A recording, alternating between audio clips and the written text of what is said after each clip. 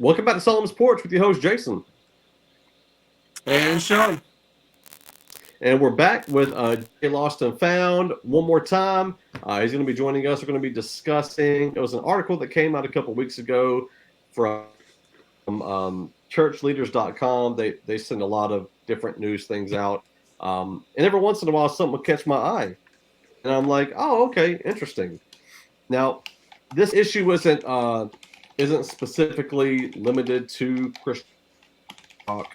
But the article is former Christian rocker details why he left the faith, cites the state of Christian culture in America. Now, there's an actual paragraph that I'll read real quick, and it addresses a lot of the things that he says were his reasoning. So he went on Twitter, and he was kind of talking with the fan base. This is the lead singer of Hawk Nelson, John Steingard. Now, he says that... technically, second lead singer. Okay. Yeah, he's not the... So... He's not done. Gotcha. It sounds electronic, Shawn. Oh, really? Very staticky. Okay. Yeah, it's like staticky. Must be my internet. Okay. So, anyway, so he was going up there trying to discuss the issues, the reasons why he left the faith, and issues he listed were problem of evil, divine hiddenness, irregularities in biblical text, wide-ranging interpretation of those texts, soteriology confusion, history of use by empire for conquest, kind of a long-winded one there, and then the state of Christian culture in America. So now I do get that last one because it irritates the crap out of me. It doesn't make me want to leave the faith, but we'll address that here in a little bit. So we have this issue going on all across the board. DJ LostnFound, you're heavily in the Christian hip hop space, as am I. So we've seen lots of artists leave the faith for various reasons. I don't know if they all said this. I'll be honest, I didn't dig into their reasoning and all that stuff, just because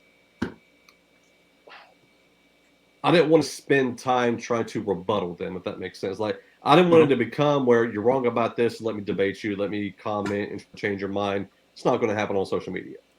Like, no. I know that.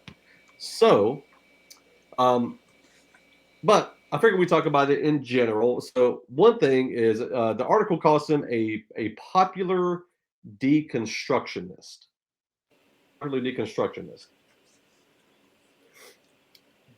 has become a very popular thing in the last, I don't know what, 5 years maybe, I think. Not even sure who really that trend, because it has kind of become a trend. Or people, the whole idea is you tear down everything you've ever believed, but the problem is like the argument was all wrong. And I think it was Ruslan who said the problem with deconstruction of faith is they never reconstruct. Mm-hmm. Like, the goal is almost never to reconstruct it. It's just tear it down, leave it torn down, go find something else. So that's kind of been my issue with it. And another thing is this guy was a PK. He was a pastor's kid. And I think a lot of pastors' kids, they struggle with the issues that they see the leadership deal with in church. I think they just assume their parents' theology, maybe. I don't know if they just kind of assume they're Christian. I don't know how exactly that works, per se. I wasn't a PK. So, but I do know a lot of PKs leave the faith. Or, I don't know, maybe they were never a part of it. However you want to theologically work around that. So, have you ever known anybody like that, DJ? In my personal life, I don't think so.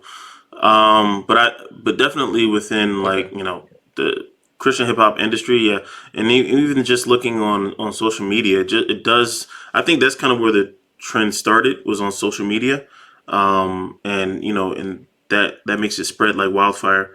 But yeah, I don't know anybody, but I will say, just watching somebody like Andy Mineo, right? I think he kind of went through a deconstruction phase, but he also reconstructed it and is still working through it, right? And I don't think that that's inherently wrong, right? For you to be working through your faith, I think that's normal.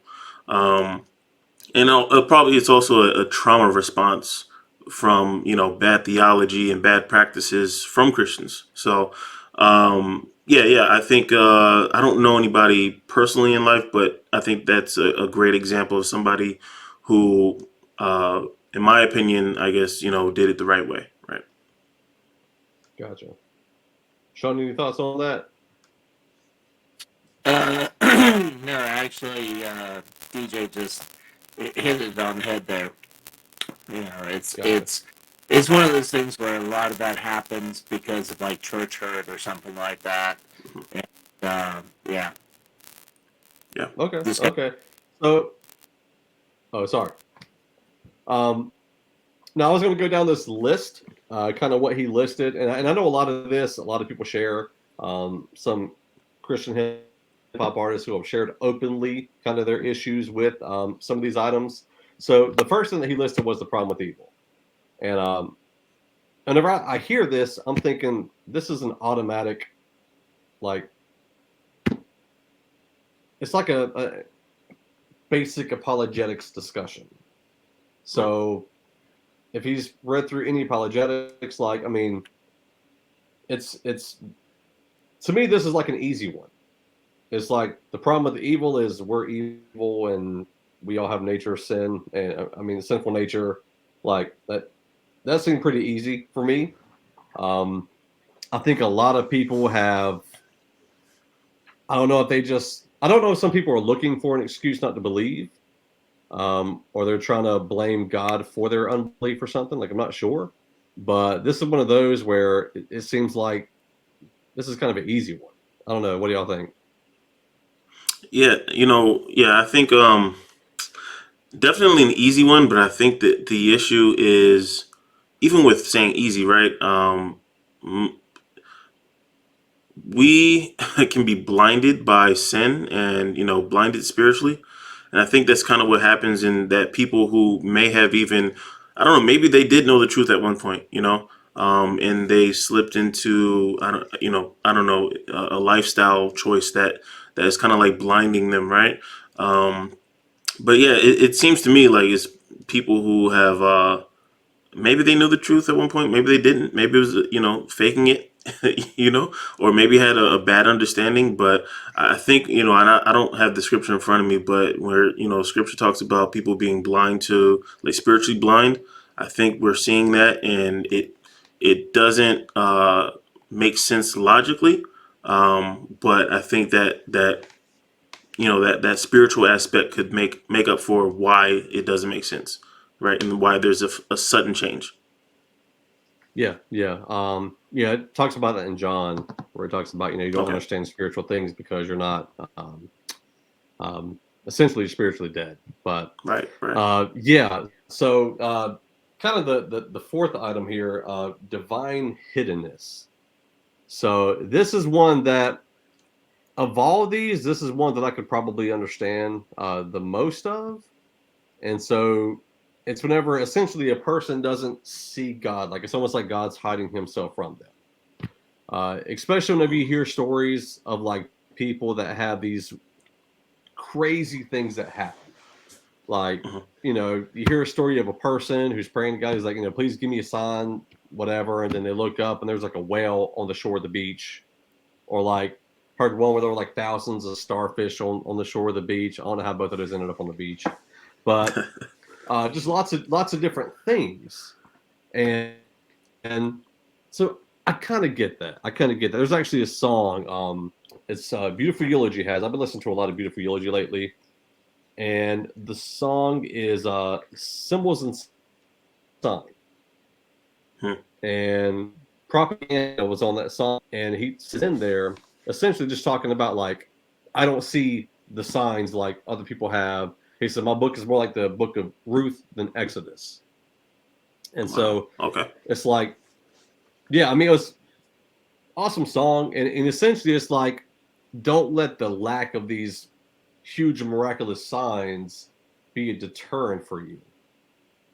Like, I go back to, like, I think about the whole entire universe and how everything has to function just properly for Earth to exist Hmm.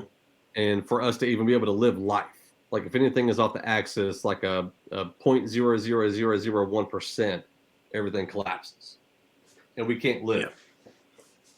To me, that's a miracle. Like, that's a daily thing that God holds together. Hmm. Um, have I ever seen like been dove fly over my head? Like, no, I haven't seen that. Um, so I think you can find God if you look.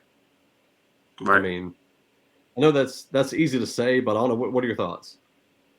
Yeah, I think, man, I think a lot of people, and I've been this person who is looking for a sign, right, to like confirm something, right, that you're looking for, um, just a direction on, right. I think it's easy to fall into that.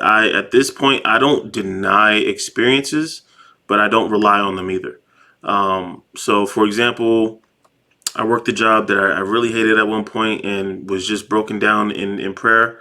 And I feel like the Lord spoke to me, not audibly, but I feel like He spoke to me and gave me the word endure for that job, right? And I thought, okay, great. I only have to endure for a couple months and then I'm out of here. He had me endure for like another year and a half. So, but I held on to that word, right? And even looking back, I don't know if that was 100% God speaking to me in that moment, or was it something that came from me? But what I stick to is scripture, right? I think that's the thing that is never changing, that we can always go back to, and refer back to, and put our belief in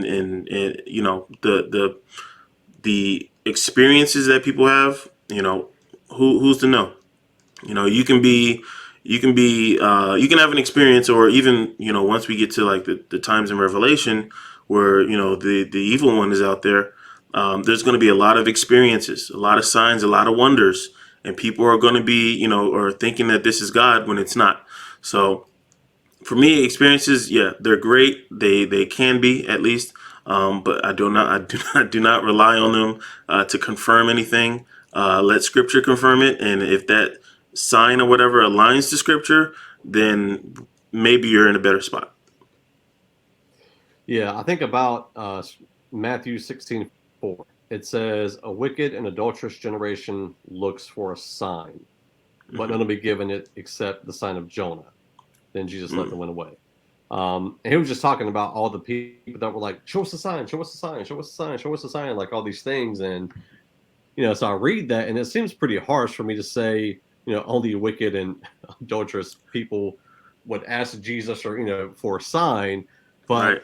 I mean, Jesus was talking to these Pharisees who were all the highest elite of the church folk at that time, and they were wanting all these signs that he was the Messiah, and he was like, "No, y'all are wicked." Um, Mm-hmm. so I mean, that's a little rough. It's a rough scripture to point somebody to, but I mean, that's why, like, for me, it's like I don't need God to confirm anything for me. Like, who was Hmm. God to have to prove to me? Right. Right. Like, He's the Right. creator of everything. Hmm. He keeps my heart pumping, not me. Hmm. Oh, Siri, I'm not talking to you. Siri keeps trying to pop up. All right. Number 5, uh, irregularities in biblical text. Now, I'm not even entirely sure what he means in this, other than what some people think are contradictions in the scripture. But Hmm. like, I've studied through, like, I teach Bible study every Friday night. We went through Genesis, Matthew, James, Ephesians, Galatians, and we're going through John now. Um, if you study the scripture and you look into it, there are going to be things that seem like they contradict each other on the surface, but there's actually very great explanations for all of it. So there was somebody, I can't remember who it was, but I was an apologist on Instagram that was breaking down the death of Judas, the accounts in Oh yeah. Acts and Matthew. Like that's one that's brought up a lot, and there's a very clear explanation to it. Like, do you want to hear the explanation? Do you want to understand it better or not? And I think a lot of times, some people just don't really care anymore, so they'll just take something and say, "Look, here's a problem. Boom! That just shows the Bible can't be trusted." But the majority of the things, like I've never heard anything that was not able to be explained that looked like it was a contradicting statement. Right. So part of me is like that's then the bottom of the text, like just the flowness of people. I mean, I don't see that being a God problem. So have you ever struggled with these yourself? Let me see. Maybe no, not as far as like infallibility of scripture. I have struggled with what am I really saved? That was one of my struggles. Partially because of the theology that was being taught at the time, and I think partially just because my eyes weren't open to the truth of scripture at the time. So I feel like once God opened my eyes, then all those worries kind of have gone away. And then, you still have people arguing about, once saved, only, always saved. Can you lose your salvation? I'm at a point where I don't know the answer and I'm okay with not knowing. I know that Jesus saved me. So I'm not worried about, knowing the complexities of every part of, theology. So, but yeah, I haven't really struggled with the infallibility of scripture. Yeah, and actually, that the soteriology is the next point that he made. I don't even know if you had that list in front of you, but that was the next point in his list was soteriological confusion. If you're not aware, for anybody listening, soteriology is the doctrine of salvation. And so, I mean, okay. yeah. So there's actually, I mean, like you mentioned, can I lose salvation? Can a person lose their salvation? Is it once saved, always saved? That debate's been going on in the church since the Christian faith began, since the New Testament was written. People have debated this and discussed it. Can you lose your salvation? Can you lose faith? If you ever lost the faith, did you really have it? Yada, yada, yada. I mean, in general, there's really two views of it. Like there is you can either, well, I guess there's more than two views. I'd say the two views that I've heard closest to me is that you're saved by faith or by grace through faith. So you look at the grace, the gift of salvation that God provides. You have faith in His ability to keep the law, to live the perfect life that we couldn't live, to pay our penalty, and then you have faith in that. So if you stop believing it, then in essence, that's the way people assume, well, you've lost faith, so you've lost that salvation. And that's the majority of the view that I've always had, and I think I still hold to that. Then the other viewpoint is that God gives you faith. And if He gives you faith, then you can't lose that faith because it's a perfect faith, or however they view that. Right. So that one maybe like that might be something. I think that's a good question to have. Like that's a difficult question because, like you said, like you're not sure exactly how what you think of it, and I think I'm in the same boat that you are. And essentially, I think that just boils down to free will or Calvinism. Like right. It's two options. That's pretty much Calvinism, Arminianism. Those are the two things. Yeah. So I think that's a very common question people have, but it's not one that makes me lose my faith in God. Right. Exactly. Yeah.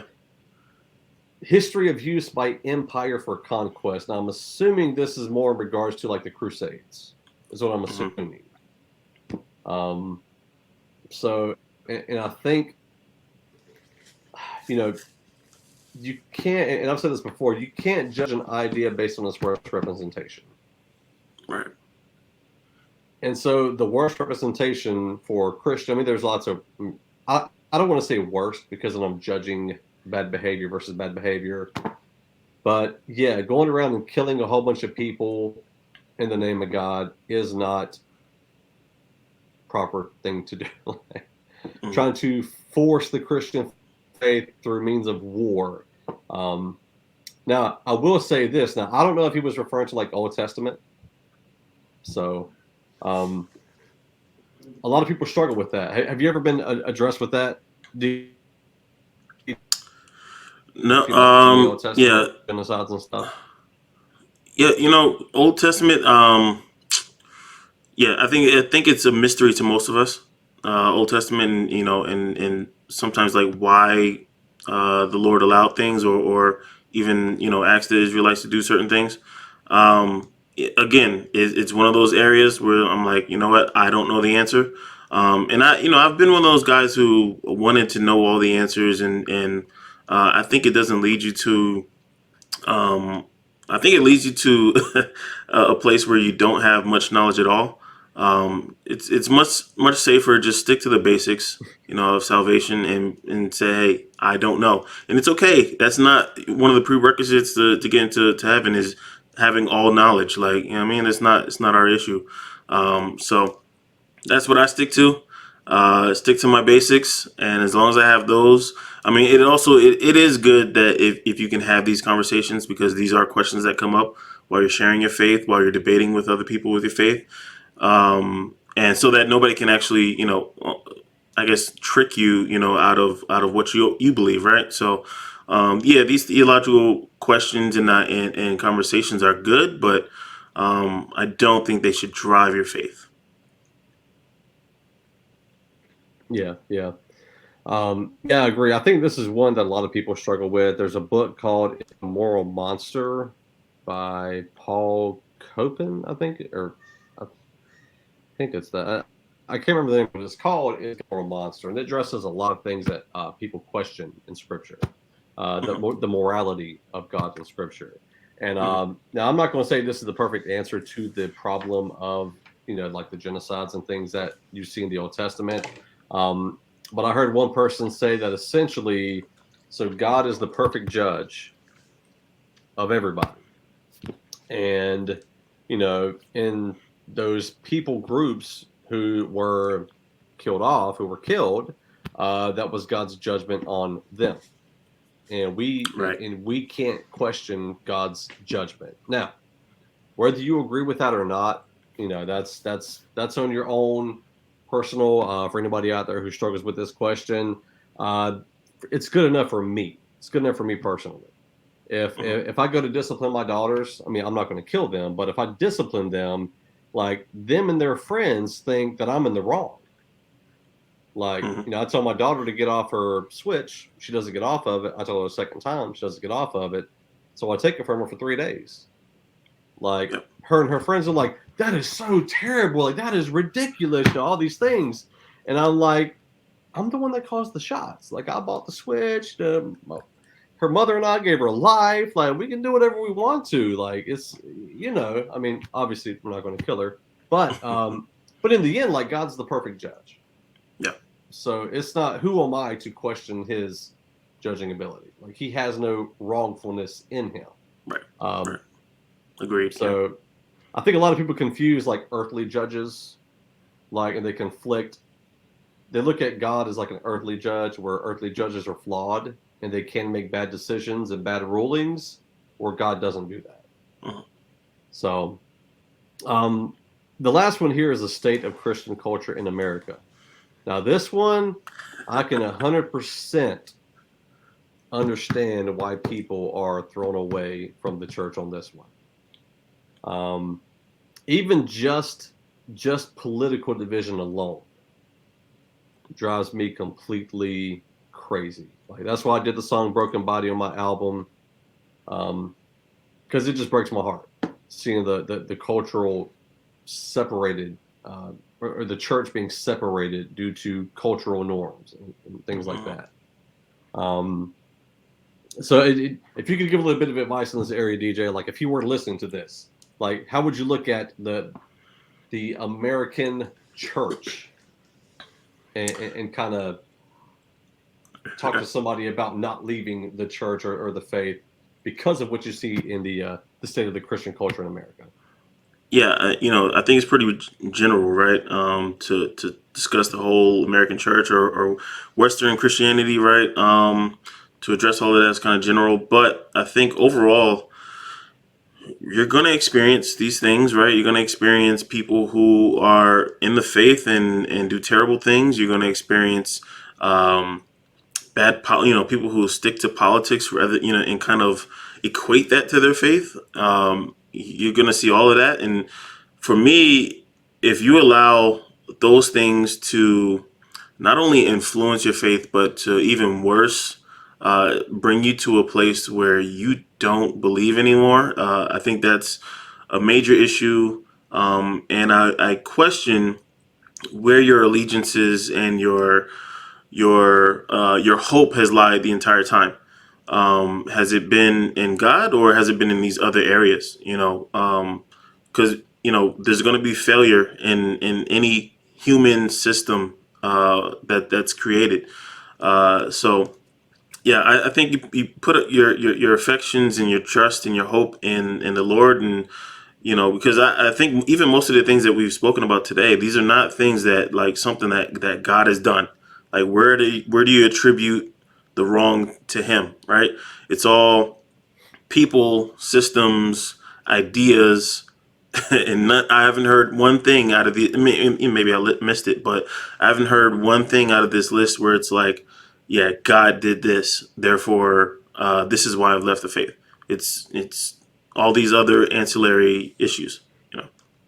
It's all our fault. I mean, in short, it's humankind's fault. I mean, you go from problem of evil is us, Mhm. divine hiddenness. That's just our preference of what we want to see God do. Like we'll give God a command and expect Him to do it to prove that He's God. Right. So that's us. That's our expectations. Irregularities in the biblical text, like that's just us not doing thorough studies. Yeah. Wide ranging of interpretations. That's our understanding of it. Our understanding of salvation. That's our understanding of it. The historical use of empire for conquest. That's us in our sinful nature. Mhm. Then the state of Christian culture in America, like you said, it's all us. And I think part of it is we just shift the blame. We go back to Adam in the garden, shifting it over to God. Hey, it's your fault. You're not Wow. fixing these issues. You're not showing yourself to me, like all these things. And it's a state of blame shifting. And now, I'm not saying that these things can't make a person stumble. I'm not saying that. I'm not saying that he's wrong for having these questions. Uh, I would just like to let anybody know who shares these questions that there are answers to them. Like there are solutions to these problems. And, with saying all of these problems are caused by us, there's only one solution giver to it. And that's the person you're walking away from. Yeah. Because of the problems. And that just kind of sucks for anybody out there who's going through this issue. And I say that like, I'll apologize. I was probably kind of harsh on some of these, but I do feel like saddened for those who have left the faith because they had issues they weren't able to reconcile. Again, there's a lot of people in Christian hip hop that I've had mutual friends with them, and they've struggled through a lot of stuff, and I hate it for them. Right. Now, I didn't debate with them online. I didn't try to change their mind through DMs or anything like that. I'm not in their close personal circle, so it's not easy. And you can't. It's not really. Now, I'm not saying it's not possible, but it's not likely you're going to help people work through all these issues just through text messaging or DMs. Like you got to have a close relationship with people to be Right. able to help walk them through these issues. I think about Hobson. I'm not sure if you're familiar with Hobson or not. Yep. But he did Illmind of Hobson 7. and he listed a whole entire list of these reasons why. Because at one point he I don't know if he proclaimed Christianity or not. I'm not sure exactly what happened there. But Rapzilla did a story, said he was a Christian now. Yeah. And then like a year and a half later, 2 years, he put out Ill Mind of Hobson 7 and essentially renounced that. And he listed a whole bunch of issues. And I was like, all of these have like legit answers to them. Right. And I think he just didn't have himself surrounded by people that could answer them. Right. Right. Now, on the same note, there have been people that were very heavy in seminary and all sorts of stuff that had lots of people around them that could have helped them walk through issues. And for whatever reason, it didn't. Right. They still walked away. Exactly. So, I don't know. Answers isn't always the answer. Does that make sense? Like, I don't know if that makes sense or not, but it does.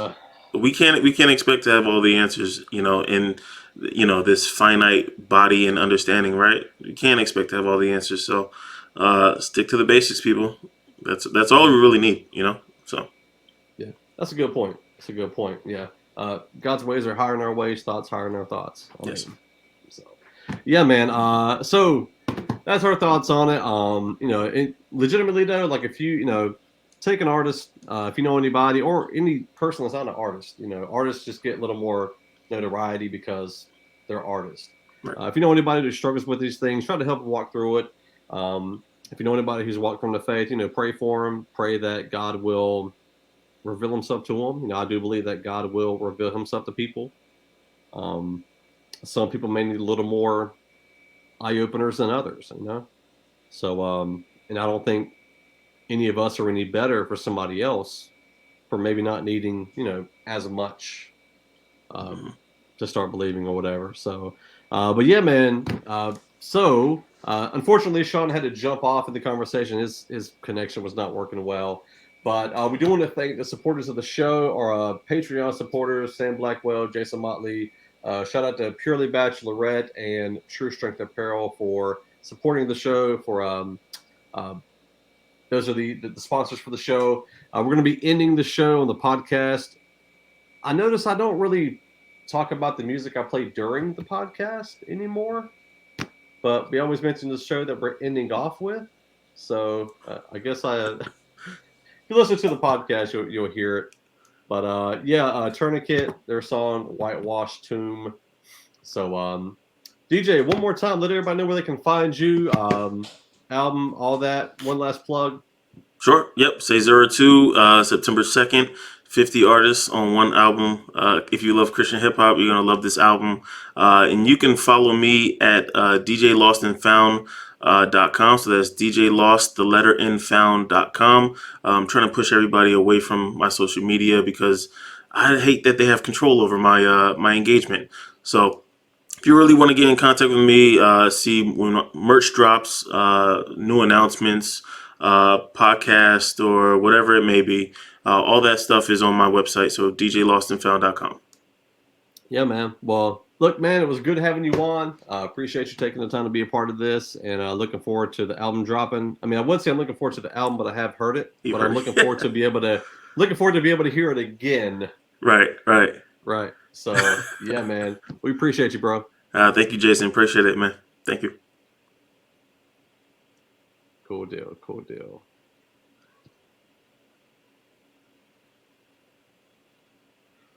Is it ending? Let's still It's see taking a live. long time for this stream to leave. Yeah, it's like it's still counting the live button. Wait for it to stop. Bye.